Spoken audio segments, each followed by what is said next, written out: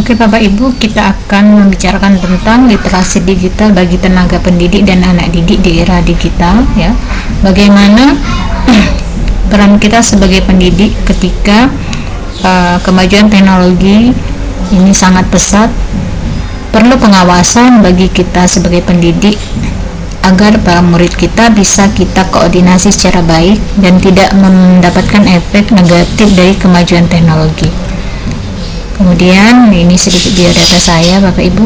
Nah, di sini apa sih literasi digital itu? Literasi digital adalah pengetahuan dan kecakapan untuk menggunakan media digital, alat-alat komunikasi atau jaringan dalam menentukan atau mengevaluasi, menggunakan atau membuat informasi dan memanfaatkannya secara sehat dan bijak serta cerdas dalam berinteraksi untuk kehidupan kita sehari-hari. Ini yang dimaksud dengan literasi digital. Jadi literasi digital itu perlu penanganan secara bijak. Kemudian apa saja sih literasi itu? Literasi itu ada dasar-dasar literasi itu kan ada baca tulis, numerasi, sains, ICT ya, kemudian finansial, budaya dan kewarganegaraan. Nah, di sini Bapak Ibu, literasi sebagai gerakan. Kenapa? Seperti yang dikutip dalam Lucia Ratih Kusuma Dewi mengatakan bahwa dalam literasi sebaiknya dibangun atas dasar apa yang dikatakan. Kenapa? Karena proses belajar yang bertujuan melahirkan kesadaran kritis individual atau kelompok yang bersifat ekonomi, memanusiakan dan memerdekakan. Artinya literasi menyangkut pula sebuah proses penanaman metode berpikir yang dapat bermanfaat bagi pembangunan manusia.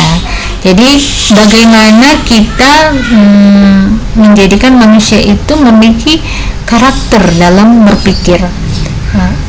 Dalam pembelajaran interaksi antar pendidik dan peserta didik pembelajarannya dengan sumber belajar dan lingkungan belajar. Interaksi bisa dilakukan dengan tatap muka, bisa dengan daring, baik dengan email, chat, Zoom atau Telegram dan sebagainya.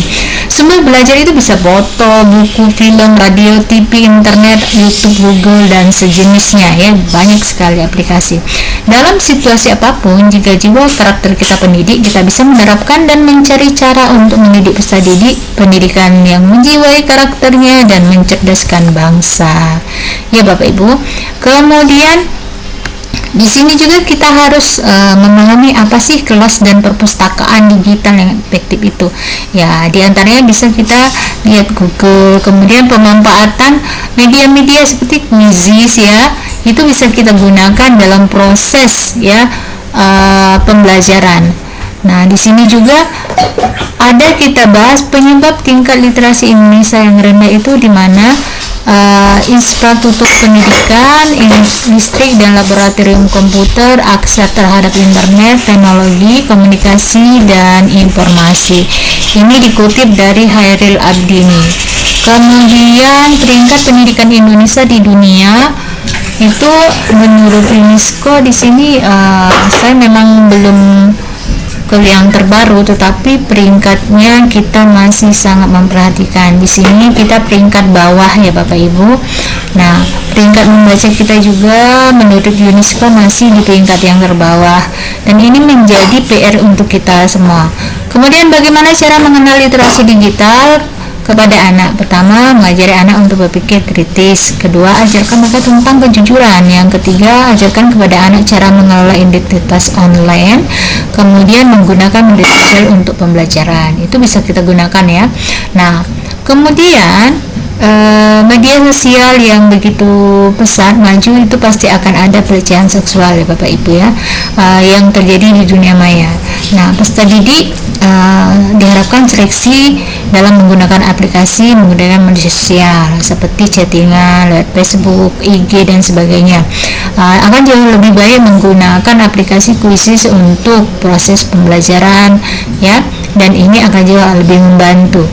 Ini kita sebagai pendidik juga harus mengajarkan bagaimana mereka memiliki etika ya dalam menggunakan media sosial. Melawan pelecehan seksual di dunia digital itu yaitu pelecehan seksual itu berkembang pesat ya Bapak Ibu. Pelecehan seksual di dunia digital merupakan pelecehan seksual daring sebagai kekerasan berbasis gender ya. Tindakan pelaku dapat merusak salah satunya psikologi korban, kehidupan sosialnya, bahkan ekonomi.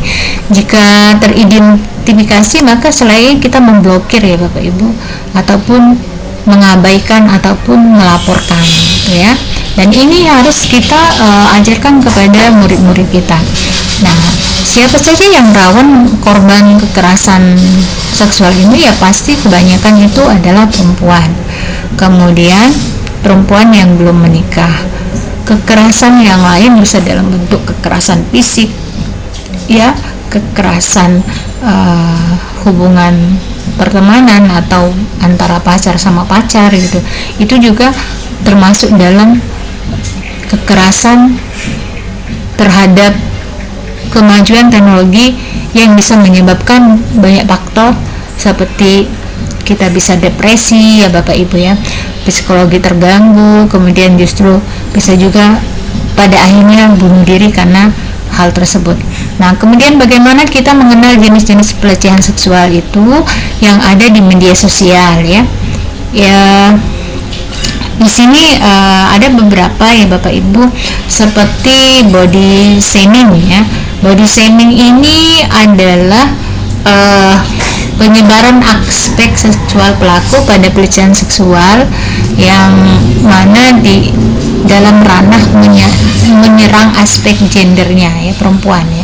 Kemudian sexting ya, atau dalam konteks mengungkapkan hubungan intimnya di media sosial. Bisa juga dalam bentuk aktivitas penipuan ya Bapak Ibu yang terjadi di dalam interaksi media sosial. Nah, bagaimana cara menghindari pelecehan seksual di media sosial itu? Kita bisa memblok akun konten atau akun ya yang menggambarkan perempuan sebagai objek seksual, kemudian memblok akun tersebut yang mengirim pesan-pesan yang tidak selayaknya. Kemudian kita belajar merefleksikan diri, berpikir secara baik-baik ya, dan kita jangan mudah-mudah memberikan gambar-gambar atau video-video kepada orang yang tidak kita kenal. Kemudian beritahukan kepada teman kita ya, kita ajak sharing teman kita bahwa kita menjadi korban dari pelecehan seksual media sosial, atau kepada lingkungan keluarga itu akan lebih bijak memberikan support ya Bapak Ibu. Nah, kemudian peran guru dan orang tua dalam pendidikan seks itu ya, peran kita, ada beberapa alasan mengapa tindakan kejahatan seksual itu banyak terjadi di Indonesia, namun salah satu penyebab utamanya adalah rendahnya pendidikan seksual sejak dini. Ini terjadi karena kurangnya pendidikan seksual sejak dini yang harusnya diberikan kepada anak di usia yang lebih muda. Tetapi karena menurut kita ini hal yang tabu, akhirnya kita tidak memberikan. Pendidikan seksual sendiri merupakan kegiatan untuk mengajarkan mengenai kesehatan reproduksi tubuh manusia ya. Pakar menyebutkan tujuan utama pendidikan ini bukan mengajarkan anak tentang pentingnya kesehatan reproduksi, sehingga tindakan pelecehan seksual maupun penyakit menular dapat dicegah gitu ya. Peran teknologi dan peran guru. Peran guru tidak akan pernah digantikan oleh teknologi, tetapi guru yang tidak menggunakan teknologi lambat laun akan tergantikan karena tidak relevan dengan kemajuan zaman. Oke, terima kasih. Mungkin ini saja yang bisa saya sampaikan Bapak Ibu. Saya akhiri. Selamat